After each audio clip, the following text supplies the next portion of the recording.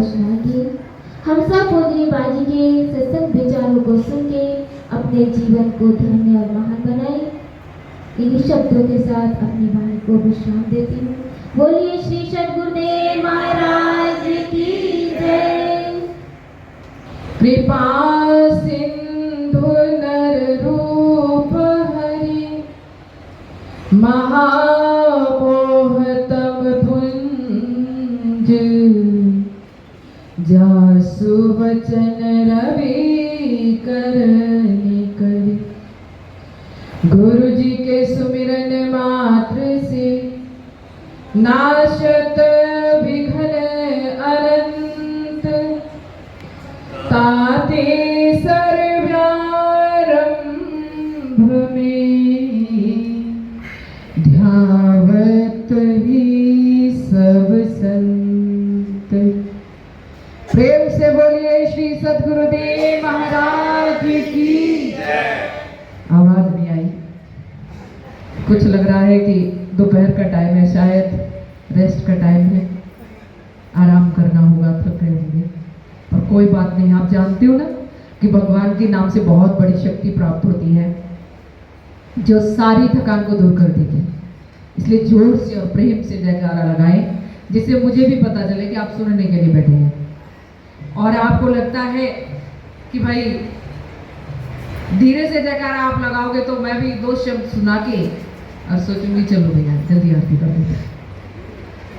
तो आप सुनने के भाव से बैठे हैं तो जोर से जयकारा लगाएंगे, और जल्दी जाना चाहते तो उस भाव से जयकारा लगाएंगे। बोलिए जगत जननी श्री माता जी की जय, सच्चे दरबार की जय, मानव धर्म की जय। बैठिए सुनने के लिए। आदरणीय उपस्थित प्रेमी सज्जनों, भक्तिमती प्यारी माता एवं बहनों, परमपिता परमात्मा की असीम अनुकंपा से श्री गुरु महाराज जी के पावन पवित्र चरण कमलों की छत्र छाया में बैठकर हम सभी काफी देर से भजन एवं सत्संग के आनंद की प्राप्ति कर रहे थे। तो सबसे पहले तो जहां भी कोई सत्संग हो, कुछ माताएं कहती जी हम भी कीर्तन करते, जी हम भी भक्ति करते हैं। सभी लोग भक्ति कर रहे हैं।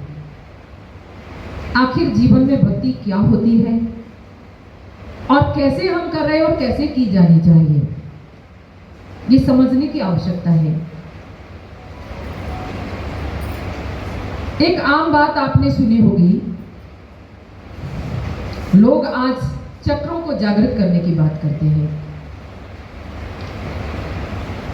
और जिक्र आता है। वैसे तो 7 चक्र है और सबसे पहला जो चक्र है वो मूलाधार चक्र है। ऐसा माना जाता है कि चक्रों के माध्यम से जो हमारे अंदर मूलाधार में, उस चक्र में जो शक्ति विद्यमान है, जब ये शक्ति सहस्रार चक्र में पहुंच जाएगी तो मनुष्य का जीवन क्या से क्या हो जाएगा।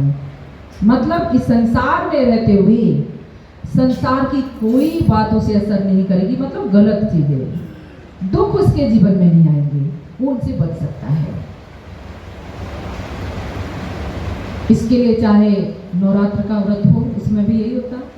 एक दिन किया, समझो एक चक्र की साधना कर ली, दूसरे दिन किया, दूसरे चक्र की साधना की है, ऐसा बताया जाता है।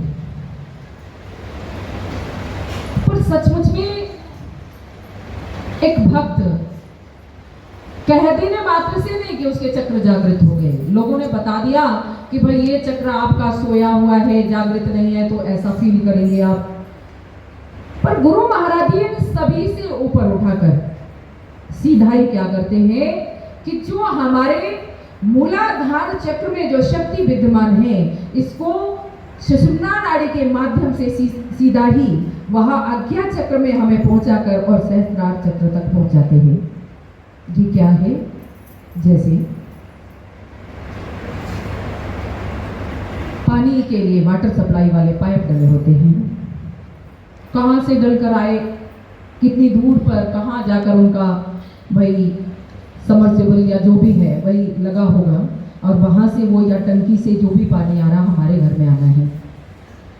बीच में आपने क्या देखा होगा भाई, अब तो ठीक है कि रोड एकदम से पक्की है जिस पर गाड़ियां भी चलती रहे तो असर नहीं करती।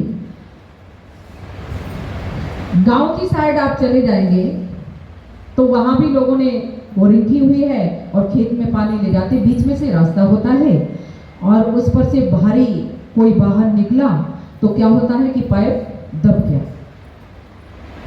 दब गया और फिर क्या हुआ कि धीरे धीरे थोड़ा सा रास्ता रहता रहा, धीरे धीरे उसमें रेत आते रहा, पूरा का पूरा जाम हो गया। अब जाम होने के बाद उधर से सप्लाई आ रही है और इधर आगे जाने का रास्ता नहीं है, तब क्या होता है कि जहां तहां से छेद कर अपने आप में जो पानी है वो लीक करने लग जाता है। और जब वो पाइप लीकेज हो जाता है, लीक करता है, तो वो पानी तो खेत में सिंचाई के लिए या लोगों के पीने के लिए पहुंचना था, वहां लोग भी परेशान है और इधर कीचड़ भी बन रहा है, दोनों तरफ तकलीफ है। क्यों? क्योंकि बीच में ब्लॉक हो गया। जो ब्लॉकेज है इसे हटाने के लिए अब क्या करना होगा? क्या उस पाइप के ऊपर अच्छी अच्छी पेंटिंग करके सुंदर सुंदर चित्र बना दिए जाए, या एक व्यक्ति उस जगह बैठ के सुनाने लग जाए कि देखो जब ये खुल जाएगा तो फिर से खेत हरे भरे हो जाएंगे, लोग प्यासे नहीं मरेंगे, और लोग उसी को सुन सुन के खुश होते रहे, तब क्या होगा? कोई लाभ नहीं। क्या चाहिए कि उस समय ब्लॉकेज कहां है और इसका काम करने वाला जो प्लम्बर है उसे बुलाया जाएगा और वो देखेगा कि आखिर हुआ क्या है। वो पाइप खराब है तो वो उसका उपचार करता है और फिर से पानी अपने गंतव्य तक, जहां के लिए पाइपलाइन डली थी वहां पहुंच गया, वहां के लोग भी सुखी है और ये कीचड़ बन रहा था ये भी बंद हो गया। मेरी बात को यदि आप समझ पाए हो तो प्रत्येक मनुष्य के अंदर जो मूलाधार चक्र में शक्ति विद्यमान है, जब ये सहस्रार चक्र में पहुंच जाती है तो होता क्या है कि मनुष्य जब मन से शरीर की इंद्रियों में कम रहकर और इस ब्रह्मांड में चले जाता है तो उसे हर चीज सही वक्त पर और जो कुछ भी वो कदम उठाएगा वो बिल्कुल सही होगा। समाज का वो कभी अहित नहीं कर सकता, वो किसी का बुरा सोच नहीं सकता, किसी का बुरा देख नहीं सकता। वो हमेशा परमार्थ में और या उसके अपने जो कार्य हैं उनमें ही वहां फिर अपने मन को लगा लेता है। आज समाज में क्या हो रहा है? युवा पीढ़ी जो है ये ऊर्जा का भंडार है और जो हमारी शक्ति है वो ऊपर की ओर तो जा ही नहीं रही है। इसलिए क्या है, माता पिता ने क्या सिखाया बच्चों को कि मात पिता, तुलसीदास जी लिखते हैं कि मात पिता बालक ही बुलाई, कलयुग की बात की है, और उदर भरे तही धर्म सिखाई। आज माता पिता बच्चों को वो शिक्षा देते हैं कि तुम्हारा पेट पालन अच्छी तरह से हो, इसके लिए तुम अच्छी डिग्री प्राप्त करो और वो डिग्री जब तुम्हें मिल जाएगी तो तुम उससे पैसा कमा लेना। ऐसे ऐसे भी पढ़ लिख कर मैं कहती हूं कि बच्चा डॉक्टर भी बन गया, और जब डॉक्टर बन जाता है उसके बाद वो क्या करता है कि लोगों का उपचार करता है। धीरे धीरे तो उसे अपनी भाई कला को दिखाना होता है, लोग उसके साथ जुड़े, और जब जुड़ जाते हैं फिर उसे परवाह नहीं होती है। फिर क्या करता है, कोई डेड बॉडी भी आई तो कहता चलो जी इसका ऑपरेशन कराओ, इसके 5 लाख रुपए लगेंगे, ठीक हो सकता है, और पैसे लिए और फिर कह दिया जी ऑपरेशन हुआ है तो मर गया। क्या ये चोरी नहीं है? आपने अपने बच्चों को पढ़ाया लिखाया, अच्छी शिक्षा दी, लेकिन आप क्या कहते हो कि हमारे समाज में, हमारे देश में बेरोजगारी या जो चोरी जारी जैसे गलत कार्य है, ये तब खत्म होंगे जब हमारा समाज शिक्षित हो। तो मैं दावे के साथ कह सकती हूं कि मैंने शिक्षित समाज में ये देखा है, ये चोरी नहीं है तो क्या है? आप बताइए। एक चोर तो रात में छुपकर चोरी करता है और ये भी सरेआम चोरी हो रही है। अब आप किसी का धन अपनी मेहनत से हटकर ले रहे हो, ये कभी तुम्हें सुख नहीं दे सकता और दुख देगा ही। तो हमने साधन माता पिता ने जो हमें शिक्षा दी थी कि आपका पेट पालन अच्छा हो, आप डिग्री प्राप्त कर लो, और वो बच्चों ने प्राप्त कर ली, लेकिन माता पिता ने वो रास्ता नहीं दिखा पाया जिससे बच्चे हमेशा हमेशा के लिए सुखी हो जाते। वो रास्ता नहीं मिला, इसलिए उनके पास सब कुछ है पर सुख और शांति नहीं है। सुख शांति कहाँ जाती है, कहाँ, कैसे मनुष्य को प्राप्त होती है? तो तुलसीदास जी ने लिखा है, सुख संपत्ति बिना भुलाए, धर्मशील पर जाए सुहाए, जिमि सरिता सागर पाहु जाए, यद्यपि ताहि कामना नाहि, यद्यपि ताहि कामना नाहि। कहते हैं कि सुख संपत्ति बिना बुलाए, इंतजार नहीं करना पड़ता कि संपदा मेरे पास आए, सुख मुझे मिले, बिना बुलाए कहा जाता है, धर्मशील पर जाए सुहाए। अपने आप जो धर्म के रास्ते पर चलने वाले हैं उन पर विराजमान हो जाता है, सुख भी और संपत्ति भी उनके पास अपने आप चली जाती है। उदाहरण दिया, कैसे? जिमि सरिता सागर पहुंच जाई, जैसे नदी अपने आप समुद्र की ओर जाती है। ऐसा नहीं है कि समुद्र सिफारिश लगाता है, किसी से कहता कि भाई बोल देना इसको या हमारी तरफ इसे भेजना, यद्यपि ताहि कामना नहीं। समुद्र में तो पहले ही बहुत जल भरा हुआ है, उसे कोई कामना नहीं है नदी के जल की, लेकिन वो जाएगी वहां क्योंकि वो समुद्र में ही जाकर शांत हो सकती है। ऐसे ही कोई भी चाहता है कि उसे सुख मिले, शांति मिले, धन संपदा उसके पास हो, तो धार्मिक कार्यों को उसे करना होगा, धर्म का कर्म करना होगा। और मैं बता सकती हूं कि जो लोग, आप कहोगे जी हम भी धर्म का काम करते हैं, जी हमारे बच्चे भी धर्म का काम करते हैं, तो मैं जैसा उदाहरण आपको दे चुकी हूं कि जो डेड बॉडी को लेकर और दोबारा ऑपरेशन कर जो 5-10 लाख रुपए लेते हैं, वो भी भंडारे लगाते हैं। धर्म का काम इसको नहीं कहते हैं। धर्म वो वस्तु है, वो चीज है जो हृदय में धारण होती है। ये भंडारा लगाना धर्म नहीं है, किसी को मीठा पानी पिलाना धर्म नहीं है। धर्म यहाँ धारण होता है और फिर उसे ये नहीं लगता ये मेरा दुश्मन है, वो भी गिरेगा तो उसे भी उठाने की वो भावना रखता है, क्योंकि वो जानता है इसके अंदर वो ईश्वर की शक्ति विद्यमान है। जब मनुष्य धर्म परायण हो जाता है, और धर्म परायण होता तभी है जब वो अपने अंतर जगत में छुपे हुए धर्म को पहले जान ले कि आखिर मुझे चलाने वाली सत्ता कौन सी है, मुझे चला रही है जो, वो शक्ति क्या है। हम क्या कह देते हैं जी, वो तो प्राण है, वो एक ऑक्सीजन है। जब वो एक ऑक्सीजन ही है तो आप बताइए कि व्यक्ति संसार से क्यों जाता है? ऑक्सीजन के बहुत सारे प्लांट्स लग गए, वहां से कहते रहो, उसमें भरते रहो। यानी जीवन ऑक्सीजन ही है, प्राण ऑक्सीजन ही है अपने आप में। तो फिर लगा दो ऑक्सीजन किसी के अंदर भी, उठकर खड़ा हो जाए। जरा सोचो कि आपकी जो बाहर बनी हुई जो ऑक्सीजन है, ये भी तब ग्रहण की जा सकती है जब इसको कैच करने वाला अंदर वो धर्म, वो प्रभु का नाम विद्यमान हो।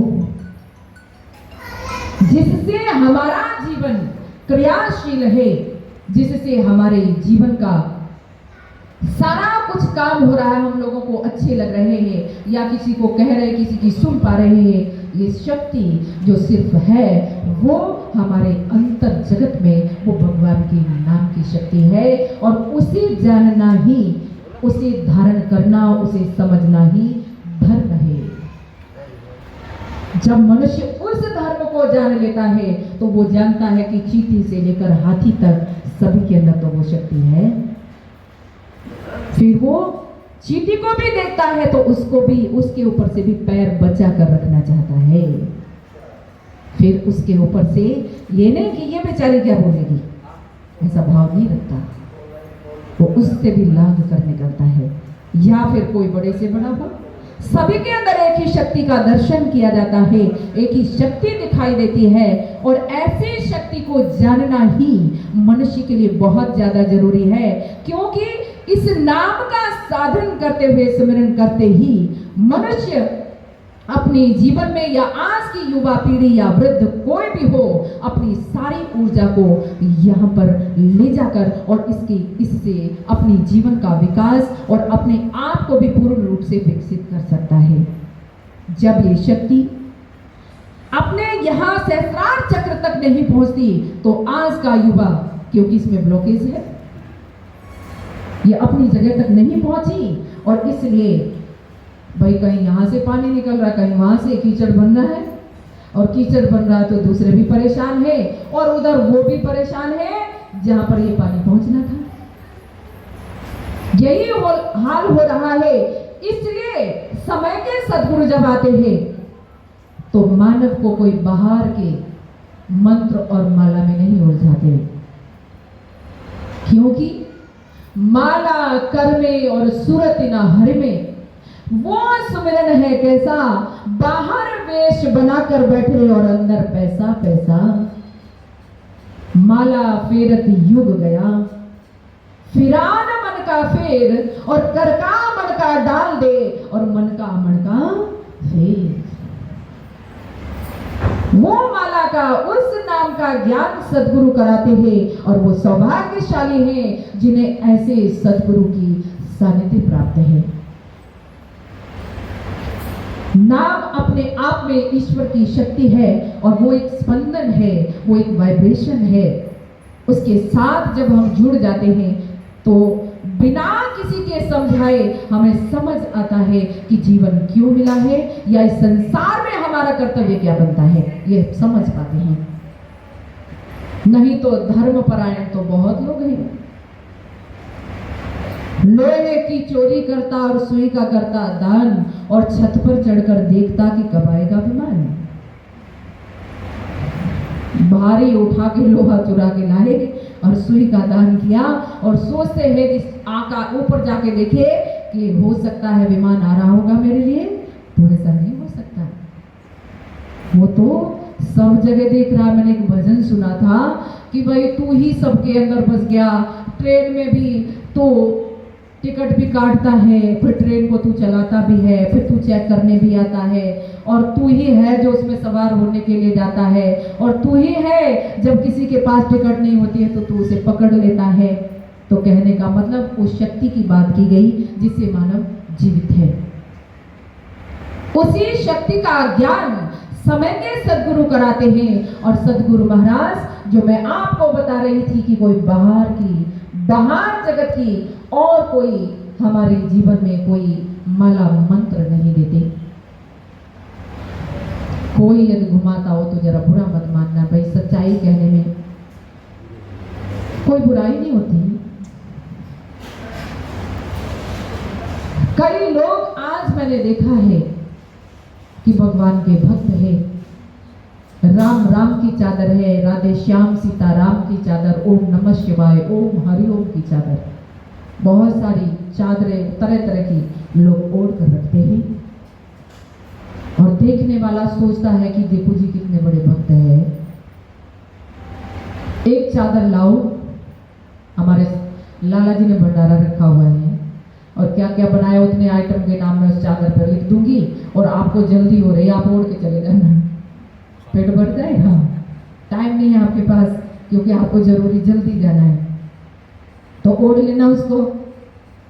उस चादर पर पूरी हलवा, सब्जी, दाल और गुलाब जामुन, खीर, मतलब अच्छे से अच्छे पकवान का नाम लिख दो और फिर ओढ़ लो।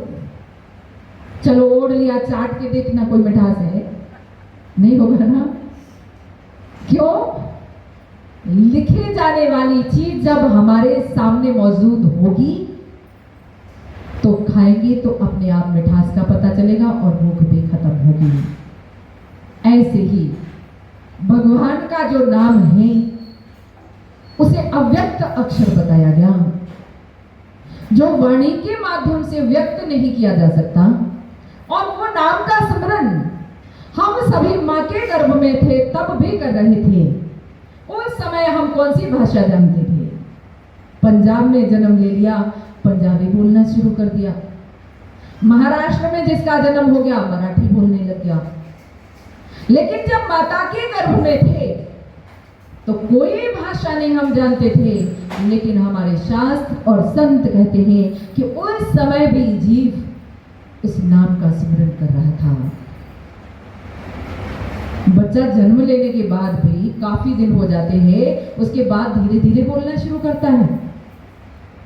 दुनिया में आने के बाद भी उसे सालों लग जाते हैं और तब बच्चा बोलना शुरू करता है। पर अभी तो जन्म भी नहीं हुआ, माँ के गर्भ में भी वो स्मरण कर रहा था। आखिर कौन सा नाम था, कौन सी भाषा जानता था, किस के माध्यम से वो कैसा स्मरण कर रहा था? आंख तो उसकी बंद थी, वो भगवान के स्वरूप को भी देख रहा था। और यही सारी चीजें हमें मंदिर में जाकर देखने के लिए मिलती हैं। मंदिर बनाने वालों ने कुछ गलत नहीं किया, बहुत अच्छा किया है। जैसे आप जाओगे तो मैं गई थी, अभी तो नहीं, नांगल डैम देखने, जब कई साल पहले आई थी। तो वहां पर जैसे ही जाते हैं तो एक छोटी सी टर्बाइन मशीन है, छोटी सी रखी हुई है कि भाई उसमें जाते के साथ बताया जाता है ये यहाँ से पानी जाता है, यहाँ पे फिर इसकी चुंबकीय बल इसमें पैदा होता है, फिर विद्युत यहाँ से उत्पन्न होती है। तो वो दिखाने के लिए उन्होंने रखा हुआ है, असली तो अंदर ही है। वो समझाया जाता है कि इस तरह से बिजली उत्पन्न होती है, बन नहीं रही है, वो दिखाने के लिए रखा हुआ है। जो बन रही तो वो तो अंदर है। ऐसे ही हमारे जीवन में जो कुछ मंदिर में हमें दर्शाया जाता है वो इसलिए रखा गया कि ये सारी की सारी चीजें तुम्हारे मन मंदिर में है, अंदर है। बाहर ज्योत जल रही है, ये भी आपके अंदर जल रही है। आप शिवलिंग के ऊपर देखते हैं घड़ा लटक रहा, बूंद बूंद पानी गिर रहा है, ये अमृत भी आपके अंदर टपक रहा है।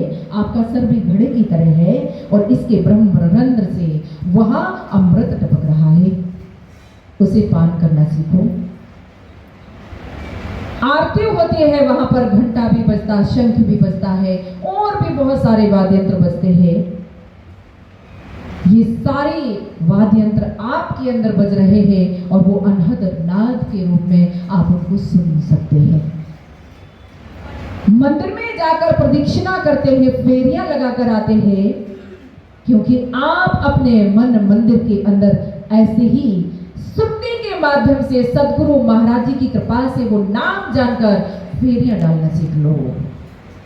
ये सारी चीज मंदिर में जो रखी गई है वो इसलिए कि यहाँ पूजा करने वाला जो पुजारी होगा वो ज्ञानी होगा और एक मानव आकर कहेगा कि आखिर ये ज्योत अभी गर्मी के समय क्यों जल रही है, सर्दी में जलाओ तो एक बात है, क्योंकि ज्योत आग जलेगी तो उससे आपको थोड़ी सी गर्माहट मिलेगी, पर गर्मी में पसीने पसीने हो रहे, अब क्यों जल रही है?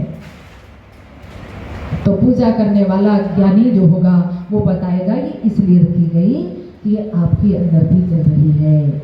आरती करते हो तो आरती के बाद आप ग्रहण करते हो, इसी रूप में प्रकट हो जाओ मेरे अंदर, ये इसलिए रखी गई है। और एक छोटा बच्चा जन्म लेता है, वो किसी को नहीं जानता लेकिन लाइट को जानता है। क्यों जानता? क्योंकि वो प्रकाश का दर्शन कर रहा था, इसलिए उस माँ को नहीं जानता, अपना नाम रख दिया, उसे नहीं जानता, कुछ नहीं जानता, लेकिन लाइट दिखा दो बस वो उसके साथ बात करता है, खेलता है। और देखा होगा कि जब रोता है तो कोई साउंड वाला खिलौना, मोबाइल पकड़ा दो, उससे कुछ नहीं होना है, उसको आवाज वाला चाहिए, शब्द वाला चाहिए। क्यों? क्योंकि उसने माँ के गर्भ में अनहद नाद को सुना है, इसलिए वो जानता है कि ये शब्द मेरे अंदर या मेरी चाह है या मैं इससे जुड़ा हुआ हूँ। बच्चे को देखा होगा कि क्या मुंह में लगा देते हैं, निप्पल जैसा, बच्चे उसको चाटते, उसमें शहद होता है, क्योंकि वो अमृत का पान करते रहा।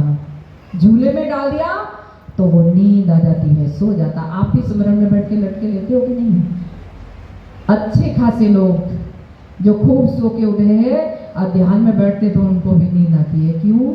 क्योंकि जहाँ शांति मिलती है वहाँ अपने आप नींद आनी शुरू हो जाती है। तो झूले में आप झूल कर देखना, या तो सबने झूला ही होगा, बचपन की याद किसी को नहीं होगी, लेकिन आप बैठकर देखना, जब झूला जाता है और आता है तो वो शब्द जो आपके श्वासों में, जो सिमरन में चल रहा है, वो आपको बाहर तेज तेज सुनाई देने लग जाता है। तो बच्चे को ये चारों चीजों का इसीलिए पता है कि वो इनसे पहले जुड़ा हुआ था, और इसीलिए मंदिर में रखी गई कि जब ये बड़ा होगा तो पूछेगा और ज्ञानी बताएंगे कि ये तेरे अंदर है, और फिर से उन्हीं चीजों से जुड़ जाएगा जिससे वहां माँ के गर्भ में जुड़ा था। और जब ध्यान करता हुआ बालक इस संसार में जन्म लेता है, और वो आज दुनिया में जन्म लेने के साथ ही बच्चे का सारा टेस्ट, सारा चेकअप किया जाता है, तो डॉक्टरों ने भी पाया है कि उसका राइट ब्रेन जो है वो काम कर रहा था, वो एक्टिव होता है, लेकिन लेफ्ट नहीं होता। क्यों नहीं होता? क्योंकि साधना करने से, उस प्रकाश का दर्शन करने से, उस नाम का स्मरण करने से हमारा ये राइट ब्रेन ज्यादा काम करता है, और इससे जो निर्णय लिए गए होते हैं वो उचित हुआ करते हैं। तो मैं आप सभी को बता रही थी कि उसी से जुड़ना है जिसमें पहले बच्चा कुछ नहीं जानता था लेकिन फिर भी स्मरण कर रहा था, कोई अक्षर, कोई शब्द का ज्ञान नहीं था। उसी का नाम का ज्ञान समय के सद्गुरु कराते हैं। और आपने यदि गीता का अध्ययन किया होगा तो भगवान कृष्ण स्वयं भगवान है, और वो समक्ष है, फिर भी ज्ञान की जरूरत है। भगवान सामने हो और फिर भी ज्ञान की जरूरत हो, और भगवान क्या हो कहते हैं कि तू मुझे अपने अंदर देख, और इन आंखों से नहीं देख सकता। सामने खड़े होकर भी इनकार कर दिया कि जिसको तू देख रहा है, जो तू कह रहा कि मैं देख क्यों नहीं सकता, मैं तो जन्म से और आज तक देख रहा हूं, ये नश्वर है, ये परिवर्तनशील है। मेरे वास्तविक स्वरूप को यदि तू देखना चाहता है तो क्या कहा? न तुमा सख्यसे द्रष्टुम नैनैव स्वचक्षुषा दिव्यं ददामि ते चक्षु पश्यमेव योगमैश्वरम्। कि अर्जुन, मेरे वास्तविक स्वरूप को तू देखना चाहता है, जो अविनाशी है, जो किसी समय की सीमा से नहीं बंधा हुआ है, उसे देखना चाहता है तो तुझे तीसरे नेत्र की आवश्यकता है। और तीसरा नेत्र किसने खोला? स्वयं समय के सद्गुरु भगवान कृष्ण ने। जब भगवान सामने हो तब भी ज्ञान की जरूरत है। आज लोग क्या कहते हैं, जी हम तो पूजा ही पाठ कर लेते हैं, ज्ञान की क्या आवश्यकता है, गुरु का क्या महत्व है?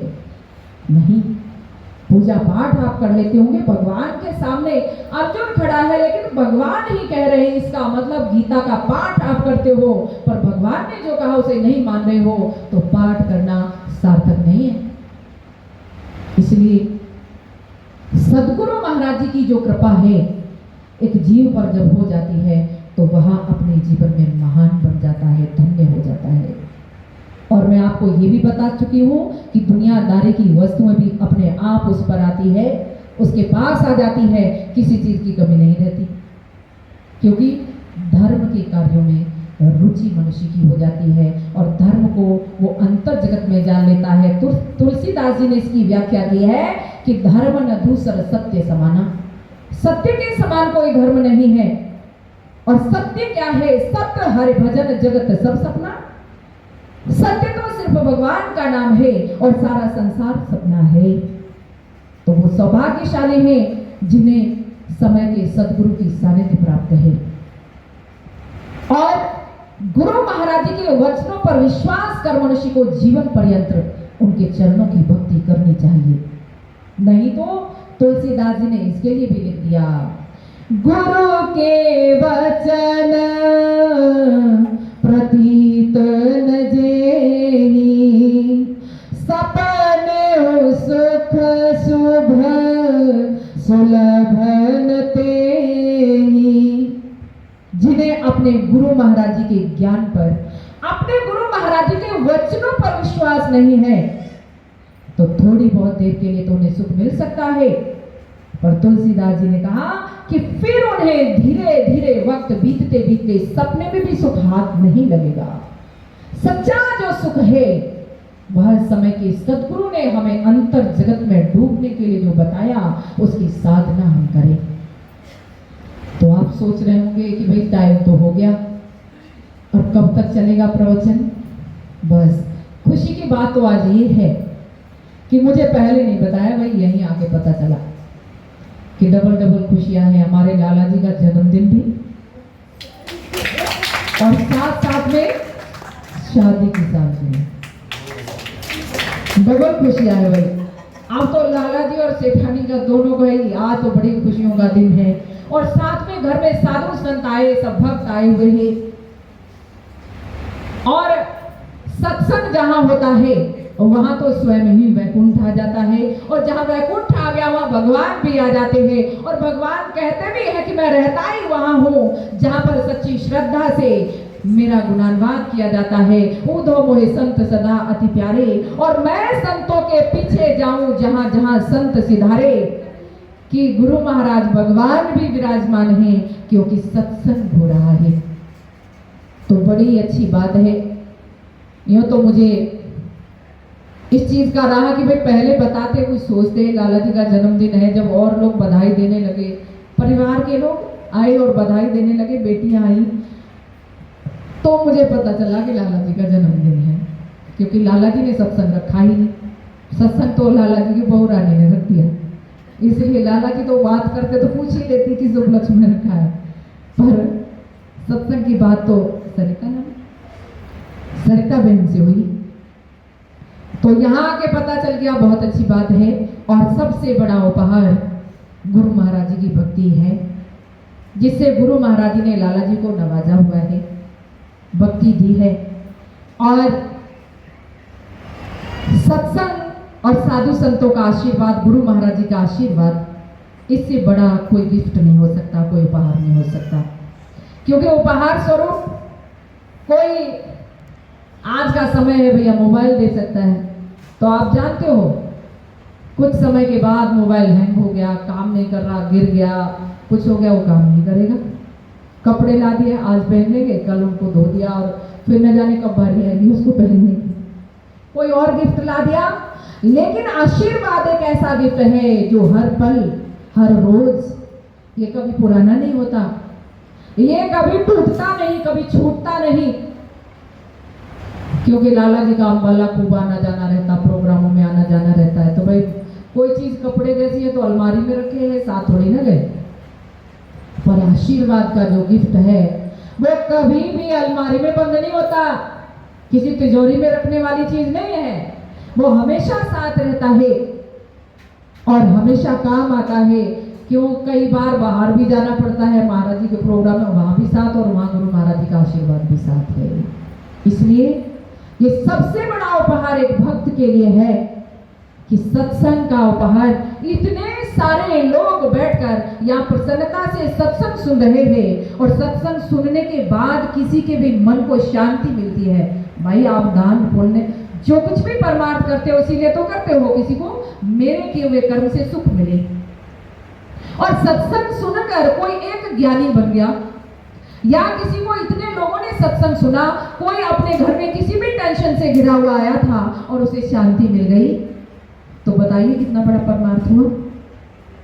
और जब उसे शांति मिली है, जिसको भी मिली, इतने लोगों ने जो सत्संग का आनंद प्राप्त किया है, इन सभी के दिल की पुकार भगवान के चरणों में। और भगवान हमारे लाला जी को, गुरु महाराज हमारे लाला जी को इतनी लंबी उम्र दे कि जब तक गंगा और जमुना में पानी हो तब तक लाला जी की खुशियों भरी जिंदगानी हो। और दोनों की जोड़ी अमर रहे, गंगा और जमुना में पानी रहे तब तक दोनों की जिंदगानी रहे, हमेशा जीवन खुशियों से भरा रहे। गुरु महाराज जी की भक्ति तो करते ही है, और ज्यादा मन गुरु महाराज जी के चरणों में लगे। गुरु महाराज जी का आशीर्वाद हमेशा आप दोनों के ऊपर बना रहे, यही मेरे श्री गुरु महाराज जी के चरणों में प्रार्थना है।